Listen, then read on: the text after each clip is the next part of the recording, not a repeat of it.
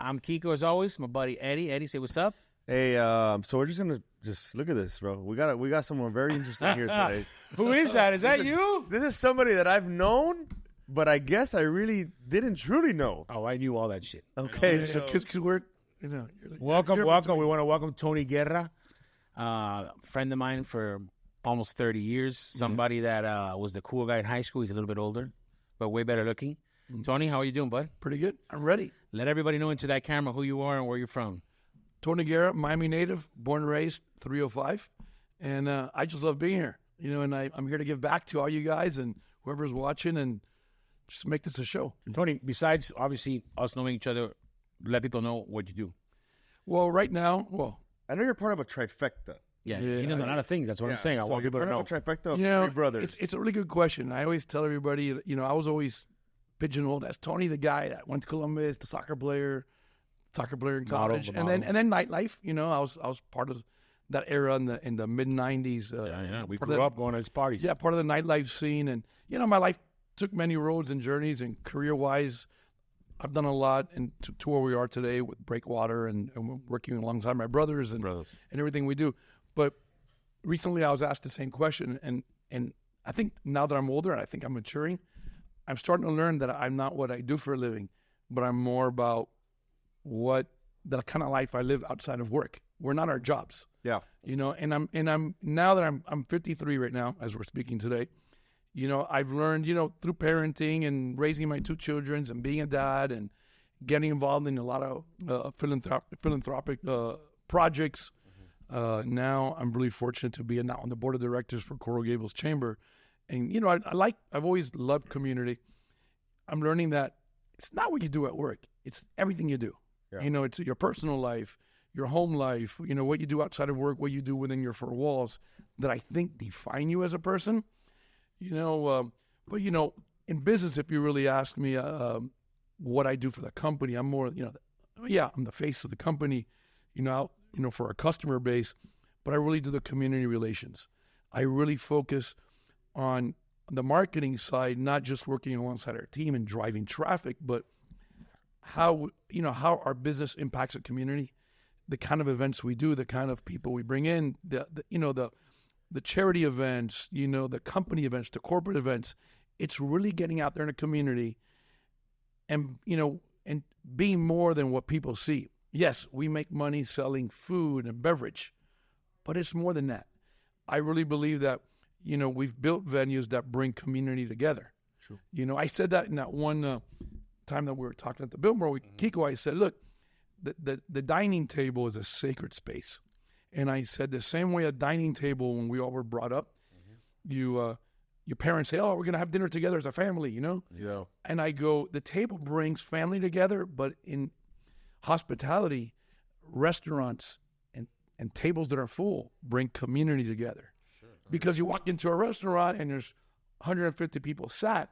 Yeah, there are a lot of little parties, but when you really look back, you look at a room, you say, wow, these are people from all walks of life coming together, whether they're eating at a restaurant or they're at Regatta.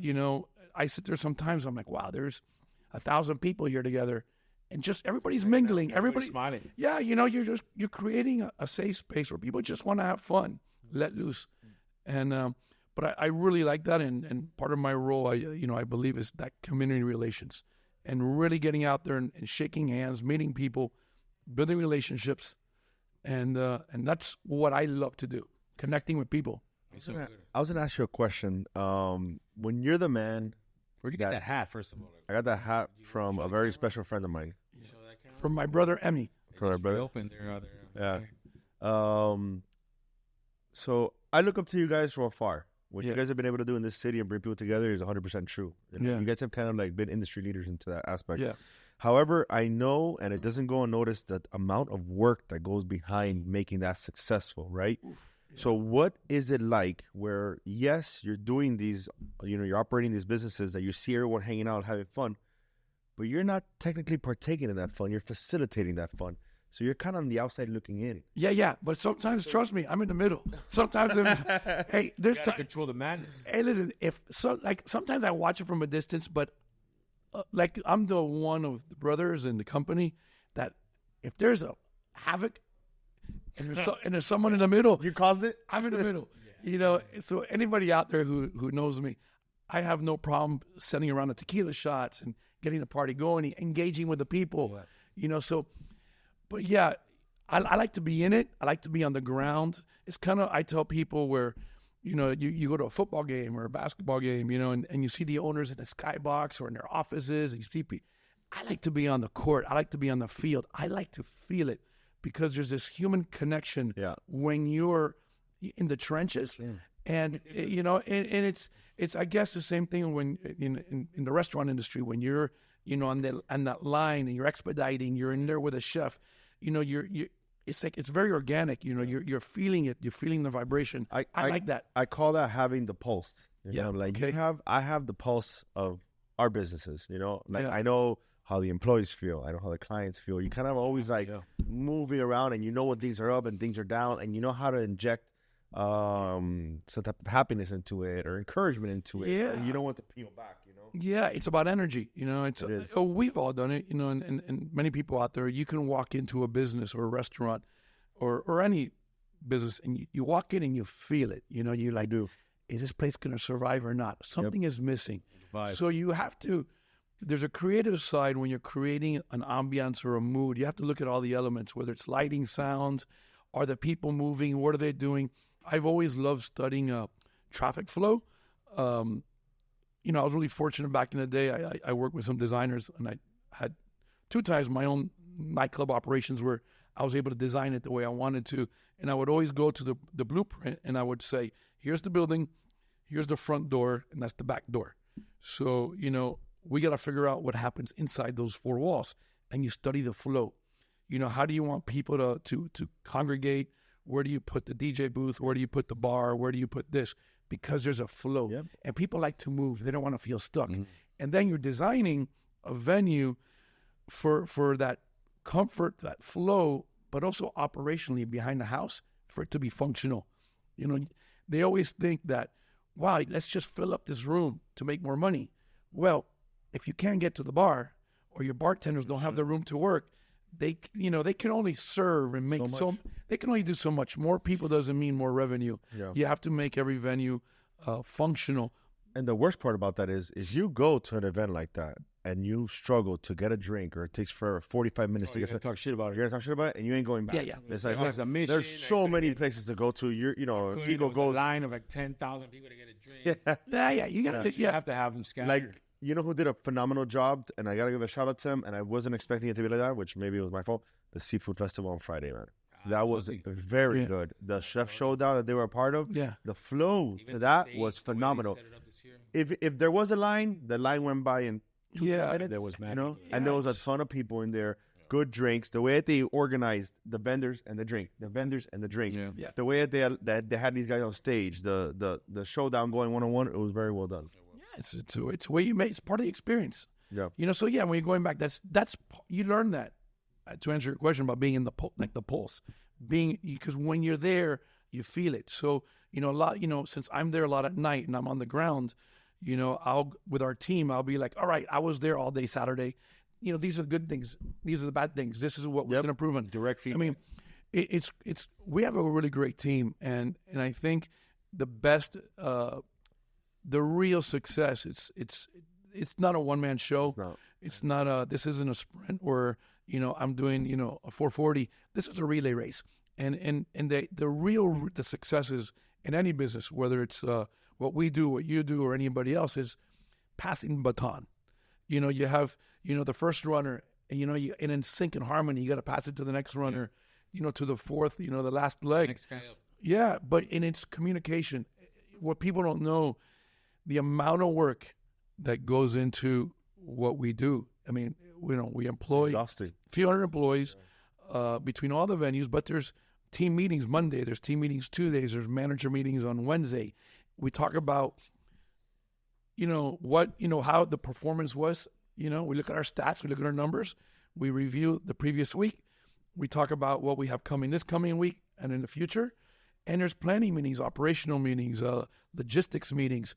And then really marketing, it's how do you get people to walk through your doors, deliver the experience that you're promoting, and then make them come back. And we see you on Instagram with those videos, by the way.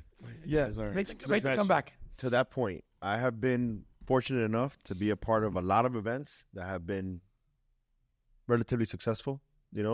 Pig Roast Bowl, he brought me on board, been phenomenal. We've done a lot of galas with Manny for Mayor's Ball, it's been phenomenal. I've had my own small events. We have some clients we've done stuff.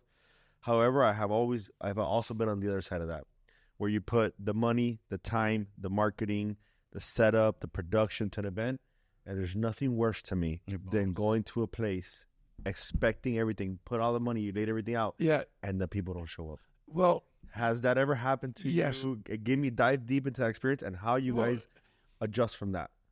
Well, it happens, and maybe not for the venue as a whole because we adjust, but it's happened where we had just nights that don't work. You come up with a theme, and that theme doesn't resonate. I think the big issue that a lot of people, and this could be another podcast where people come to Miami to set up shop, and I always say for every ribbon cutting, there's 3 businesses closing. And why? Because there's a disconnect. There's this, I don't know what movie it was, I can't remember. There's that old saying, build it, they come, build it, they come. Feel the dreams. Whatever, I think so. It's not, that build it, they come doesn't work. Before you build it, you need to do your due diligence. Know what your concept is, know where you're moving to, know that culture, and know your customer, know your target audience. And you have to ask yourself, am I building something that I want, or create a night or an event? Am I creating something that I want and I want others to like what I want? Or am I creating something that is needed and the crowd is asking for? Yeah. Know your customer. I spoke to you once a long time ago. Yeah. And me being in the marketing field, I'm often part of a lot of these ribbon cuttings and these grand openings. Yeah. Sometimes it's easy to get people through the doors. Sometimes it's more difficult than you would expect it to be. Yeah. Kind of give me some advice. And I'll never forget something you told me. It was you or Emmy, and it was a grand opening for John Martin's, and I looked around and the place was slammed. Yeah. And I was like, how did you guys do this? Yeah. Well, we have an advantage. And the advantage compared to other operators is where you're born and raised in Miami. So you got to look at it like this. We have, besides the fact I've been in this business 28 years, Emmy's like 2 presidential terms younger than I am. I'm roughly 7.5 years older than him.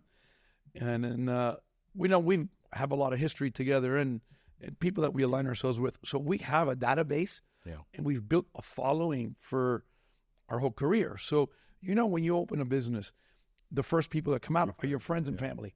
So we know that when you open a business, we're going to get it going immediately. But then it needs to have legs. Yeah. It has to transcend to, all right, your friends, your following, go out there the first month. But now, you need to find your customer, the next guy. Yep. So I'll tell you a really good, interesting story when I told this to my partner. So I had a nightclub that I came up with a concept and built in 2004. We opened. It was called Amica. It was a nightclub on Washington Avenue. So I used my Tony clout to do the grand opening, built it, designed it, killed it. It wasn't until like about 5-6 weeks later. I remember I was at an event and I got to work like around 9 p.m. No, 9 p.m. Got there early, left, went bouncing around the South Beach. When I got back around midnight, we were slammed, right? And I walked around and very few people said hi to me. This is true in the beginning. And I'm like, because usually your friends, hey, am I in the wrong club? Yeah. And I walked around and I'm like, who are these people? We were packed. I think at least 70% of the people in that room that evening, I didn't know, which tells me we have something good here because the room is full with people that already heard about it. So the people who came in the last few weeks were talking about it. So when your room is full of new faces, new people, something's working. That means that project has legs. Like it has a life of its own. It's took off. That means it's bigger than us, So I think that's real success is you use, like you said, you open it, you do a grand opening and it's packed. You use your databases, your friends, your family. But I'll never forget something. Yeah. I believe it was Emmy that told me, And I was wondering, I was like, because, just learning from the experience that you guys were sharing with me and made me a part of, I was like, how do you, and he goes, brother, to the phone, he goes, you can't email people. You can't promote on social media. That's not cool. Call one by one. Yeah. Text one by one. Yeah. And he texts me personally when they have an event. Yeah. Ed, we want you to be a part of this, like that. I'm sure he's texting 700 other people. Yeah. But it makes me feel special, Yeah, it's so I give you an example. Like I'm supposed to dedupe. Oh, yeah. So do you have an app for that or something? Yeah. I need to use that. I did a dedupe. So I have here of unique. I have 18,487 contacts on this. And he personally texts me 18,000. So you got to look at it like, all right, you do a blitz, and let's say 20% react. There's 3,600. If half of that show up or a certain percentage, there's your 1,500 pictures. Yeah. But the reach is out there. But I'm telling you, like for me, I built this. It's one by one. Yeah. I have at home books, the old school business cards with those little sleeves. That's a photo. I see that. I have, and then now it's been the last few years. I don't do the sleeves anymore. So I just have I collect my cards at the end of the month. I rubber band them, and I have stacks. If something happens on the internet or my cloud, you got it. I know that I have everything. All your people. I can start over. I could, some will be obsolete, but some of the people are probably dead already. Yeah, but I still believe in paper. I believe in the one-on-one contact. I think social media, if we were to elaborate on it, I think it's excellent. I think this tool that we have, it gets it out there. But we've seen restaurants that have beautiful social media. We see restaurants, bars, whatever, clubs, that have the best publicist that in Miami, and they still close. So you have a beautiful design. You have a great menu. You have a James Beard chef. Where's the disconnect? Why isn't your product resonating with your customer? And I really, you have 1 million followers and you have this and you have so many likes, but where's does that drive? Can that guarantee you? Can that guarantee you that influencer can and I say this, and I'm grateful for those who support us, but at one point the question is, does that post resonate? Does that post guarantee me that someone's going to come in and spend $80 at that chair? Yeah. At that chair. And I do believe this, that with all the social media, and I believe in this. I believe in what we're doing here, and I believe in getting it out there. But never forget that brick and mortar. Never forget the art of the basic fundamental things that were done 15, 20 years ago. And that is this. Build a relationship with your customer. Make him feel wanted. Make him feel that when he walks into your business, whether it's what we do or whether it's your hair salon or your ice cream shop or whatever it is you do for a living or your gym, that when your customer walks through your door, he feels like your business is a safe space. I love it here. I feel comfortable, and this is where I want to be, and this is where I want to spend my money. And I believe it's the connection that your product or your service has with that customer, but make him feel appreciated. The way you get people to come back is, like you said, I call you. You can always call me, just like Kiko. And that's why I love being on premise and on the floor. I feel that I have an obligation. If you support me, I want to be there to greet you when you walk in through my door. I cannot tell you how many times, even on a Monday, I'm home on a day off. Someone says, "Oh, I'm in Coral Gables. Are you here at the restaurant?" I'm like, "Man, I had a long weekend." When do I sleep? It's Monday. But you know what? I cannot tell you how many times I've jumped in my car. They'll come back. And I'm like, you know what? I'll drive my 30 minutes to the Gables just to sit down with this person, and that's huge. And I try to share that with our marketing team because I'm grateful. I go, you guys do what you do. My job is something that I call the 10% rule. If I have in and out, and this is true, let's say 3,000 people through the wharf for regatta, and when we, these are large venues, in and out, circulating, right?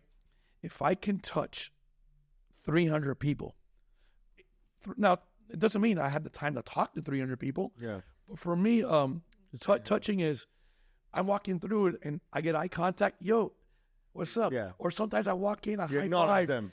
You know, I'll give you 10 seconds. I'll give you 30 seconds. I want to let people know that I saw you and we saw each other, whether it's a hi or I talk to you for a little bit longer. And if I could touch those 300, and I want to, and I'm gonna tell you this. Yeah. Wait, and I apologize if I interrupted. tranquilo. And if I can share with everyone out there who listens to this, the key to drive traffic to your business, it's like the head of the snake. If the head of the snake goes in, the body will follow.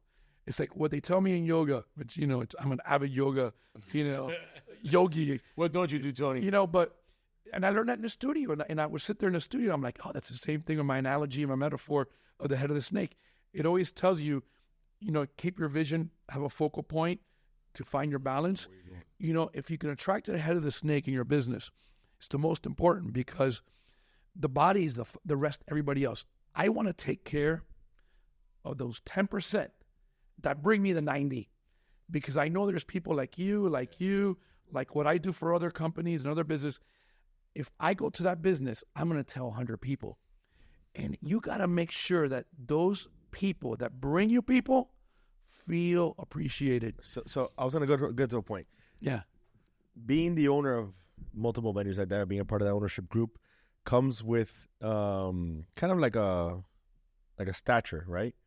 People show up to the place. How often do you get people showing up and saying, I know the owner, you know, so they want something for free or they want to butt the line, etc. Like, yeah. How do you feel about that, and how often does that happen to you? And also, after that question, and how do you deal with complaints or people not necessarily had a good time or waited too long?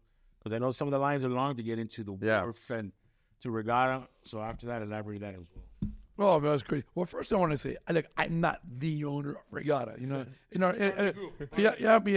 the face of the company. Pool. Yeah, but listen, I do take a lot of the credit. That's the owner all over Miami, and my brothers like it because. But look, I'm part of a group. You know, I'm just one slice of the pie, and even though I think that my slice is. It's pretty damn big. You heard that? Mine has all the pepperoni and sausage. I like my slice. You know, I get a lot of benefits. You know, but even when I can say I was the owner of my nightclubs or bars. You know, which I gotta tell you. You know, taking ownership. I take ownership in everything I do. Wait, did we stump you with that? Like, somebody shows up. Yeah, hey, but I know the owner. What happens? Yeah, I get it. I get that all the time. They even come up to me and say at the door, "Hey, I'm friends with Tony, the owner." God and I'm looking up. I go, man, I don't remember you, but all right. You don't say it out loud, do you? No, In your head? Let me go get him for you. Hey, I say hi to a lot of people, even sometimes. Go get them and they come back. No, he just does this. No. I sometimes hug and shake people, and I'm like, oh my God, where got your own from? But whatever. You know, but look, I get that all the time. Look, it's normal in life, right? People want to feel important. 100%. They want to feel that they're privileged. They have an advantage. Nobody likes to wait a line. People want to feel special. They do. You know, and you know what? It's normal. You know? It is. And look, I've done it. I've done it many times too. I've done it. Look, or I'll go to a certain restaurant and I'll sit down, and I kind of want to remind the server, oh, by the way, you know. Dude, don't say that shit on camera. No, I'm guilty of it. I've done it before, you know, or when I travel to other cities, you know, for culinary, which Kiko and I have talked about it. Yeah. Well, I've made it a point, you know, to sometimes tell the server, oh, look, hi, I'm in hospitality as well. You know, and I like doing that because I don't say who I am, like, you know, I'm in hospitality as well, just because they love to meet other people in hospitality. They do. For sure. And we go across the street and we just start screaming, we're the #1 podcast. So we know about self-promotion, man. Yeah, I get invited. Look, you know what? It happens all the time. People in Miami want to feel special. They don't want to wait in line. You know, look, it's part of the. The reason why I said that is because you guys did a funny clip on social media. You did a he's video. kind of an Instagram star now too. That you put. I know the owner, and I think you have one of the girls, Christy. What's her name? She works with you guys. Yeah, man, there's so many hosts. I'm not sure who did that one. look, I get it all the time. Or I'll walk in and they'll be like, Tony, everybody asks for you. The funny one, and I don't know, is the bartenders. Bartenders are like, yeah, Tony, everyone's your friend. There's people that even show up and say, hey, I want a shot of tequila. Put it on Tony's tab. God bless. I get that all the time. No way. I'm like, man, how do you do that? You don't walk into a business and say, No, bro. That's crazy. you know what though? You love it. But look, it's part of the program, or it's part of the lifestyle. How do you deal with complaints or negativity or somebody coming out to you say, hey, listen, this is what happened? That was fair. That was fair. You know, is this line out here for real? Or are you guys even... Listen, you're always gonna, you know, we're living in weird times.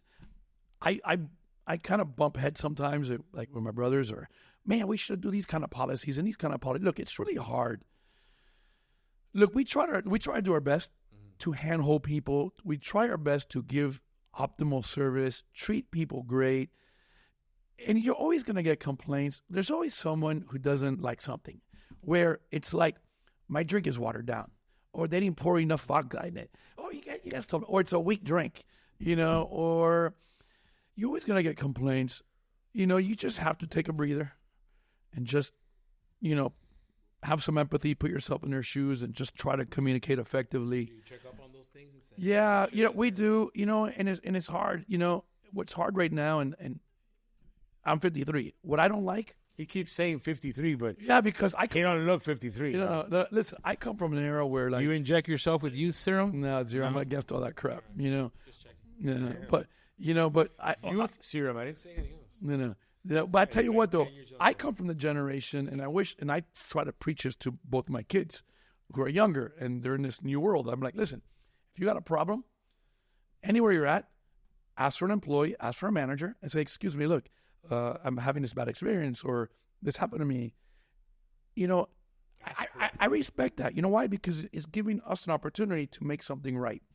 What I don't like personally is, in anything, is when you have a negative experience, you don't say anything, and you go home and you get on Yelp or on some social media. Destroy us. And their local business. And you make a cry to the world like, this place sucks because of this. You know what's crazy? Not to interrupt, I have never in my life put a bad review on someone. Even if I had a bad experience, I would go and personally tell them. Yeah, you know. People work and they don't understand how much work goes into developing the relationship of a business and the reputation Yeah, of a business. you know. For you to destroy it. With You know, I'm like, I don't Are you mind. a fan of Yelp? I'm not a fan of any of those things. I'm not either. Look, I personally, like, I have a Google review. I don't do Yelp, even though I have a page. I haven't done a Yelp review in millions of years. What are your ratings on some of your businesses? Are they good or? No, I don't. This is what. So on all my travels that we talk about, this is the way I look at it. I love Google. You know, I have my Tony Guerra Miami page on Google. I think I have millions of views on my albums. If I have something negative to say, I don't even write it. Yeah. I don't even post it. You know, I'll post pictures up. Why? Because, and I love in my travels doing like my little reviews. You know, I have a great experience. You know, as part of I'm having fun. I take the pictures. I put it up. Oh, I was in. Your reviews are pretty extensive and detailed. No, but I know my things are light. It's more photography. The albums I write a review. But when it comes to a real negative experience, I just won't do it because I know that a server can have a bad day. Yeah. You know, someone can have a bad day. Someone can make a mistake, but we're in the business, so we understand. But it's how to make it right. The right way to make something right is, you know, just call somebody and say, hey, can I fix this? Yeah. But to hurt a business, you know, and like what I don't like about, and I talk a lot of restaurateurs or chefs, they don't like the Yelp scenario or reviews because you all know when you open a restaurant and I would love, you know, you spend hundreds of thousands of dollars to open. It takes a good 3 months. 3 months to really, like, first of all, you open a restaurant, the people in the kitchen are still trying to remember each other's names. They're learning the menu. They're in training. There's the harmony. You know what? Stop right there for a second. Yeah. That's a very good point because we've never talked about that, and I want you to dive into that. But I'm going to ask it as a question to be a teaser. Yeah. Tony, when you open a restaurant, explain to the people how often does it take for you guys to kind of have everything under control and to be like at that optimal pace when you first open a restaurant? How much time before someone could visit and say, okay, this is the full experience? At minimum 3 months. There's actually writers, like really good old school writers. that wait like 6 months. Why? Because you have to think, the back of the house, what's happening in the kitchen, that's a new kitchen. It's like they just put a band together and they're trying to pump out songs. Yep. Right? So first they're trying to know each other's names. They're learning the menu. The chef is there working with their line, the cooks, everybody, trying to get not just the quality of that food, tasting the way it's supposed to taste, the presentation, the expediting, everything, right? You know, to that point, Yeah. how often before you open the grand opening, how often are those people been training together? well, if there's a team, if there's a chef that has an old team in place, they've worked together in the past, so at least they know each other. Okay. And they've hired correctly. But there's always new faces and new labor, new guys in the heat in that moment. You got to give them some time. You know, sometimes it's a month, sometimes they're 2 weeks, 3 weeks. It all depends. Remember this: a restaurant owners, sign the lease on a space. They've built it out. They're getting their licenses, their permits. They can't even turn on they can't even put fire into that kitchen until everything is approved. They can't even start cooking until everything gets approved, right? So once everything's approved, you want to open the doors to make money. And some owners are like, hey, we just got everything approved. We got to open in 2 weeks. Yeah. Whoa. So now that kitchen is working 2 weeks hard. It takes time. Look, every restaurant comes out with a menu.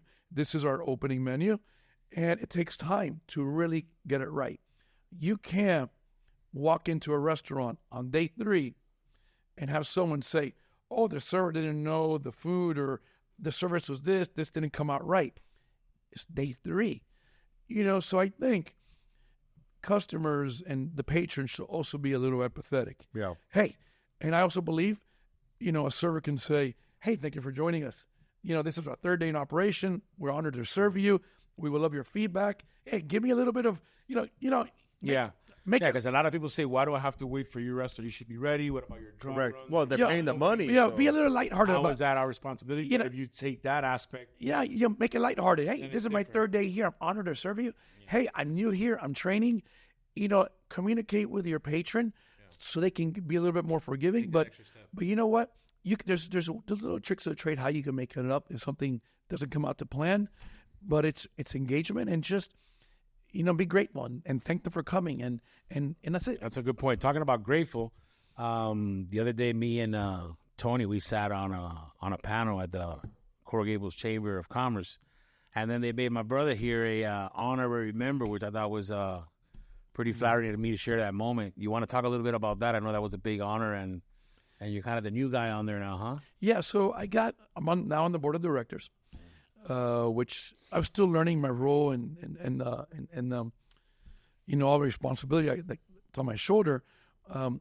I did like that because I said before when we're talking about community involvement, community relations. Yeah. So part of me accepting this role is part of giving back.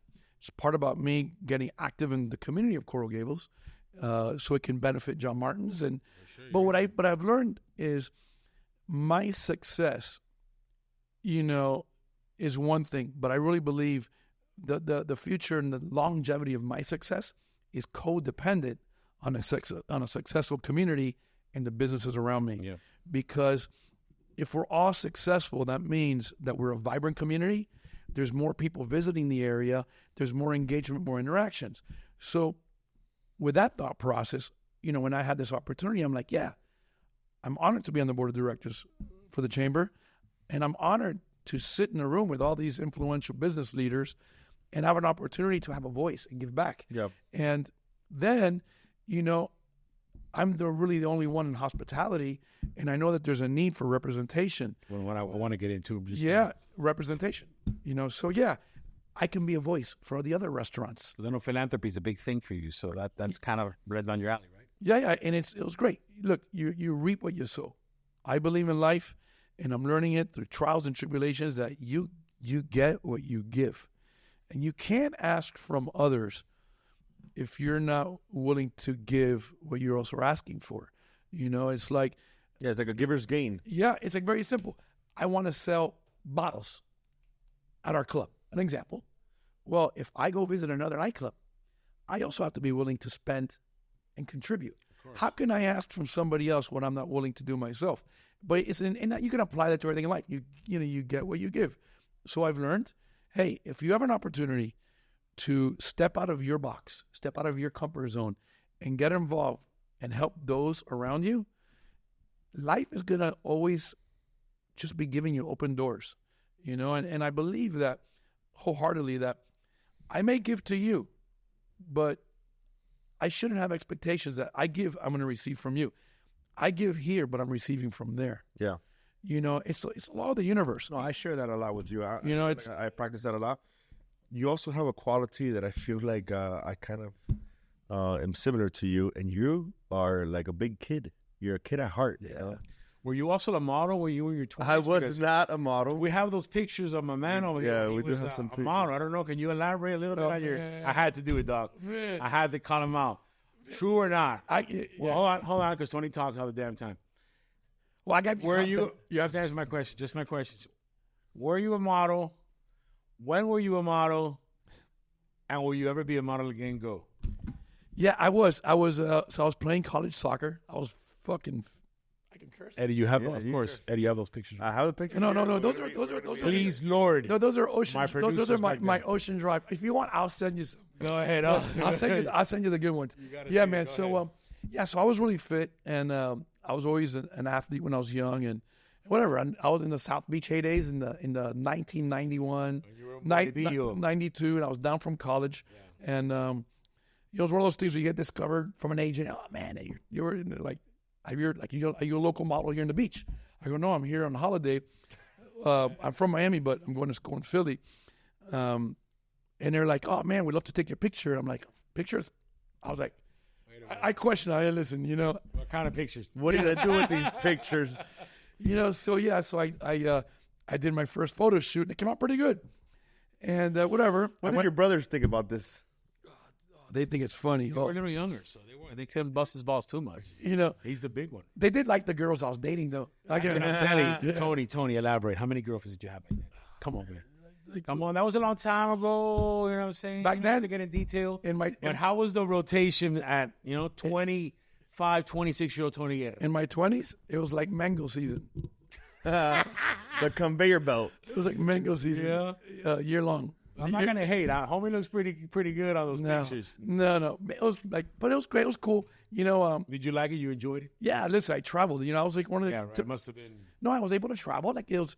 I didn't know like someone will fly you out to other cities and work. So it was really cool. I signed a contract here. I had an agent here, Philadelphia, New York. I did some really cool traveling. Did some commercials, music videos. Music videos. Yeah, come on, like You can sing? But you know what? The coolest commercial. background. So I'll tell you the coolest commercial I did, which I thought it was a soccer commercial. I shot that. It was for Deion Sanders. It was for the launch of Powerade. Oh, wow. So, I thought here I am like a known model locally. There was the casting. They got me to be on the commercial. I thought I was gonna have like a major role. I was just an extra, a soccer player in the field. It was for Powerade. And it aired during the World Cup when it was in the States in '94, wow, and I was just an extra. And then I was like, I want to be like primary talent. But the few athletes that were there were like on the U.S. national team, so they gave those guys like the better role. I was just the soccer player, but that was a cool one. But yeah, man, I was modeling. It took me. I did work in Barcelona. I moved to Hawaii. I lived in Hawaii for some time, doing work out of there. And look, I traveled, met cool people. And that's how I got into hospitality. Yeah, you can see the connect there. Well, because back then the fashion industry were partying in all the nightclubs, so I would come down to South Beach, and I was hanging out with all the models, going to the clubs. I met everybody. I love hanging out, partying, and then me and Mo, Mo Garcia. Yeah. Him and I we're dear best friends, and we'll go hit all the clubs, and we're like Mo and I were like, one day we're gonna own clubs together. It was kind of funny. I grew up with these guys. That's how it all started.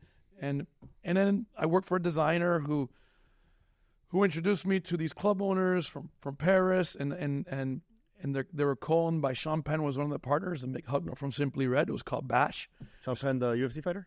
No, Sean Penn, the actor. Oh, the actor. Oh, I know. He's younger than us, Tony. Yeah, it was cool. So I got a job as a marketing role for Bash.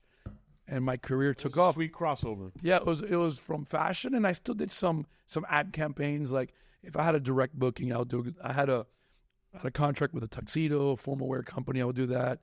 I would do a lot of swimwear. I did some Swimwear. We got those pictures? No, no. Yeah, I did some stuff out of California. But look, Did you ever do any nudes? nah, man, no. But no. But Hey, quick question. Pivoting from that. So I'm kind of like a political junkie. I like to get into that, and I'm really. Did you vote already, bro? I haven't voted yet. Are you gonna vote for him? For sheriff, for Lake County Sheriff. Oh, I don't know. James I gotta see, bro. I gotta see.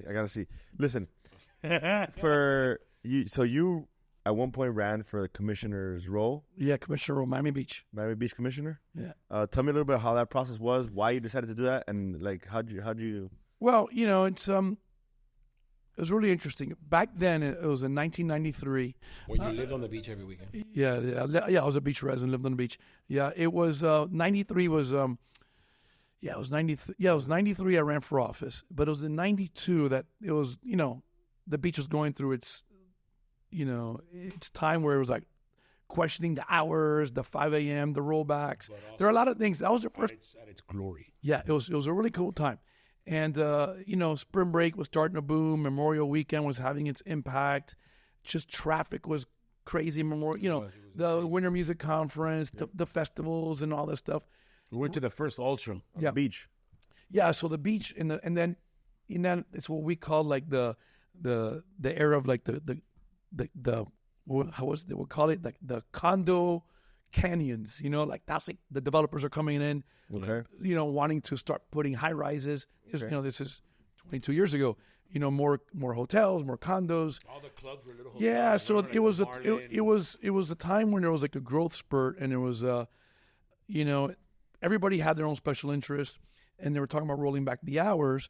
So I was part of the hospitality committee, and we all the restaurateurs, nightclubs, and we had a group, and we were active with the community. And they were like, what we need is someone that from hospitality that can run for office to at least be a voice for us. For sure. And I was sitting in that meeting, and everybody's like, everyone's from somewhere, and I'm like, well, I'm a beach resident, I'm in the club business, but I'm a Miamian, and I think because I'm a Miamian, and I do like politics, and I like community engagement, I understand the impact of that.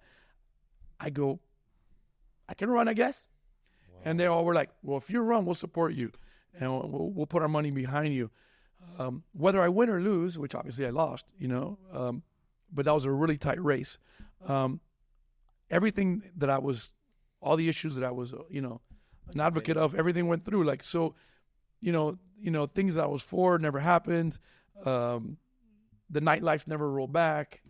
I made a strong push about talking about the impact of travel tourism. And if you kill the nightlife, you kill the tourism, because people at the time traveled to Miami Beach to do what they can't do in their hometown. Mm-hmm. Yeah. Even when I travel to other cities currently, I go to places where it's a 2 a.m. or 1 a.m. There's no nightlife. Mm-hmm. So look, you want to fill up hotel rooms, you need nightlife. Sure. Miami is a 24-hour city. We have day life, but nightlife has a lot of power. And I had to study those numbers and the impact of nightlife and entertainment and what it does to what we call the Magic City. Do you think nightlife has like weaned down lately, or? Well, how do you see it now? I think we, back in my era, we talked about the Bash era, and then the clubs were small venues. And then I remember my little brother, Emmy, and did Club Space, which is a large venue. You had Crowbar Come, which is a large venue, and then you had the Mansions of the World, Crowbars, and, all the, what was the Amnesia Space mega clubs. There's trends. And then now everything went from the large clubs, they went to the small clubs. When you go to the small clubs, the dynamic has changed. Yeah. But do you still see the same amount of people going out now, or do you see more? I think there's more people because there's more people in Miami. Yeah. It's very dispersed. Is it? Okay. Back in that era, there was no Wynwood. There was no Brickell. It was it, Don. There was no downtown. It was either whatever the Grove had or Miami Beach. For sure. Nobody going to the downtown. So I think what is happening now is is dispersed. Yeah. It's just everybody, No one place is dominating. I don't I believe think that. it's more lounges now. Yeah. Yeah, have dinner and they kind of stay. And the trend is cocktail bars. Yep. Cocktail bars, restaurants all about farm to table, Michelin Guide, James Beard. It's people want authenticity. People want one-on-one. I think people gravitating to more intimate spaces than mega large venues. Yeah, I'm not a fan of. I mean, even when I was younger, and I used to go to them. Space, Nocturno, etc. I was never a fan of just like super loud music in your face. Yeah.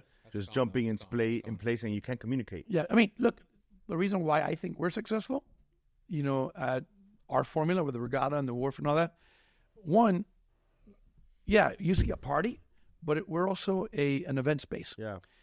What people don't know is that we do a ton of corporate events, charity events. So we take our venue space and use it we have different uses. We also are family driven. It's not like a club in South Beach that opens at 11 o'clock. We open at 12 noon on the weekends. We encourage you to come with your family, have brunch. We don't have a door cover. Yeah. You can come to our venue with $50 in your pocket, come to happy hour, and enjoy yourself. Have a good time. How many drinks can we get, Tony, with $50? Yeah, you have to, especially for happy hour. We have a happy hour.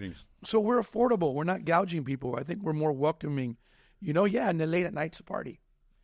But we found that niche. You did. When you guys first opened Wharf, my first impression of it was it felt like a college town place to go to. We're a large venue, which contradicts what I was saying about large nightclubs. Yeah. But we're not a nightclub. We're a large venue, but we make it more intimate, one-on-one. It's not loud, and there's enough people out there that is looking for that. So we knew a large venue who we're catering to. We had different demographics, different age brackets. Now, one of the questions I'm curious of. Ask him the good question. Out of all the stuff, everything that belongs to Breakwater, which would you say is your favorite location? My favorite location right now, I would say it's John Martin's. Oh, wow. It doesn't mean that it's the most successful. Yeah. And Regatta Grove, of our large venues, of the large venue format, Regatta Grove. And I love John Martin's because I love our customer base. There's a human connection I have, people my age, a little older. And then I'm really fortunate right now that I'm at my age, I'm getting a lot of young people, my friends' kids. They're 26, 27, 28 that are also coming. So I'm honored. People are calling me Tio Tony, Uncle Tony. No way. Yeah. Man. One day I'm going to own a bar called Tio Tony's Tequila Bar. I don't know if that exists, but I want to do one. Give away the secrets, bro. No. One day. Well, because I really feel honored that my friends that I served for years are calling me and saying, "Hey, I got my kid's birthday." It's crazy. Or whatever it is. So it's that human connection, and I love the power of community. And what I've experienced in Coral Gables was a sense of community, and these power players are coming to our business. The people we're serving in our business are the who's who of the business community. Yeah. And they're locals, they're natives. There's a different kind of love, a different kind of connection. And I'm finding that in Coconut Grove as well. We're But wait, before you jump to that, if I go to John Martin's, right? Yeah. What are like the top 3 menu items, or what type of crowd are you seeing there? Like, dive a little bit more into that. I see the working class, the professionals. It's really it's a professionals, and then residents, people who live in the community. I see a lot of husbands and wife or couples. Because you guys have phenomenal food. Yeah, we have. Yeah, it is chicken wings. Phenomenal. But there's a mistake. It's really a gastropub. Yeah. Gastronomy is a really big part of us. Mm-hmm. It's like I just came back from my father and son trip from London, and we hit a bunch of pubs. And there's a stigma of what a pub is in America, where in overseas in Europe, a pub is culinary. Yeah. They take it to another level. So our John Martin's is a gastropub. We're a restaurant. It's a gastropub. There's a lot of love in that kitchen, and the food is quality in a comfortable, neighborhood environment with the business class. Let me ask the question. Yeah, ask the. I gotta What's my favorite food?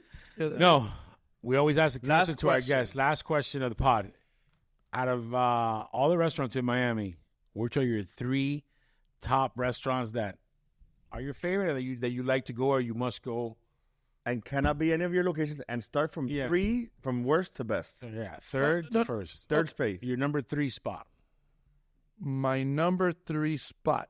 Yes. Okay, now I'm gonna eliminate. I'm gonna tell you now. I go for authenticity. I changed the way I dine now. Okay. Where I've gone to all the best Michelin, James Beard. We've done it. So these are good. These should be very good picks then. Yeah. 3 solid picks. Yeah, 3 solid picks. This is number 3. This is no mini skirts, no glitter, no popping bottles. Okay. Just one-on-one, you authentic in the kitchen. My number 3, because I love Spanish food, I go to Pata Negra all the time on the river. Oh, I haven't been there. That's a good one. You want to go for lunch? I'll invite you. I've done Pata Negra. Okay, number 2.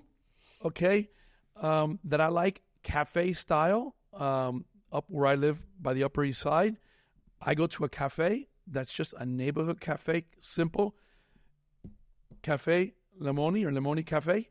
Oh, is that on Collins? No, Lemoni Cafe is on 4600 Northeast 2nd Avenue. Okay. Right there in Buena Vista. Lemoni Cafe is my go-to cafe. It's Italian? No, it's actually a mix. It's a French-Moroccan chef. Her name is Asia. And her partner is Maria Pelati, who's Argentinian-Italian. And they cover the gamut of South American, Latin American, into a French Mediterranean, because she's the chef is French Moroccan. Are these people you do yoga with? No. Okay. And number one. Okay. And my number one. Tony Guerra's number 1. My number 1 choice, because I like classic and that kind of American culture of bistro, is Michael's Genuine. Wow. Michael got the nod. Michael's my boy. You see, and if you want to know why, Michael's Genuine, you get a little bit of all the check boxes. Yeah. You go into a great neighborhood. Before you get there, the experience starts. You have a nice, airy greenery. South Florida. You walk through Design District. It's nice, but you walk in. Genuine's, right? The original joint. Yeah, Michael's Genuine. Yes. And what you get is the first thing you do is you get a little bit of that American jazz. It sets the tone. Outdoor seating, inside. And what I like is that they have their classic hits, but the menu's always evolving. Oh, and it's always local, man. And my favorite thing that's been there for years is the fried pig ears. You have to have the fried original. Yeah. And recipes. And you're gonna hate me. They have probably one of the best burgers. Wow. Oh, they do. They have a burger. Have their heirloom tomatoes. All right, something that nobody knows about Emmy. Oh, man. Damn. He used to sleep with He-Man sheets on his bed. He loves He-Man. Yeah, he loved He-Man. He sold you out with the He-Man. I love He-Man. He loved the He-Man sheets. I love the He-Man. He liked He-Man sheets. Oh my He was a superhero. Emmy's a good guy. I truly love him. I've gotten closer to him in my older years, because you remember when I was having my fun days in South Beach, he was 7 years younger. Yeah. And that deviation, that age difference, difference. When you're 26, you're not hanging out with your 17-year-old, whatever, 18, but so what happens is, now that we're older in life, that margin is smaller, and we've grown, together, through the years. Of course. And then we get to work together. It's great. Look, my brother is the founder and created the whole wharf concept, and I was doing my stuff. My older brother Alex was doing. He gave us the call. Hey, look, me and Alexis, let's get together. We have this concept on the river. I like working with family, because I've worked with many other big groups and had my own projects. I decided that if I'm going to make somebody money, I'm going to make my family money. Hell yeah. Because the great thing about having family is that it doesn't matter what happens from now until I'm 90. We're all here for each other, and we take care of each other. Something happens to me, my kids are going to be okay because they got good uncles. Yeah. And vice versa. I love that. Yeah. So Tony, bro, it was a real pleasure, man. That was awesome. Tony Guerra, baby. He needs another podcast himself. Yeah. Thank you for coming, Bobby. I appreciate it. Thank you. All right, guys.